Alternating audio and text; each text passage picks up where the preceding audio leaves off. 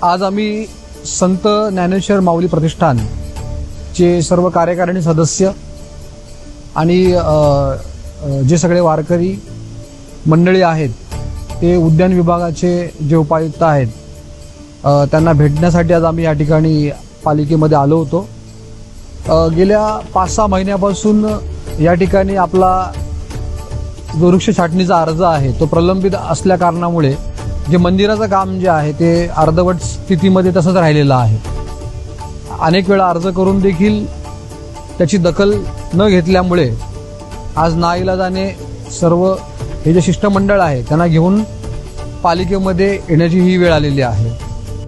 आज या ठिकाणी आम्ही खरं तर आंदोलन करण्याच्या उद्देशाने महानगरपालिकेमध्ये आलो होतो, परंतु असं सर्वांनी ठरवलं की सामोपचाराने हा विषय आपण उपायुक्त साहेबांकडे मांडावा आणि त्यातून जर मार्ग निघत असेल त्या ठिकाणी आंदोलन करण्याची गरज नाही। तर आता आमची चर्चा झालेली आहे उपायुक्त साहेबांबरोबर।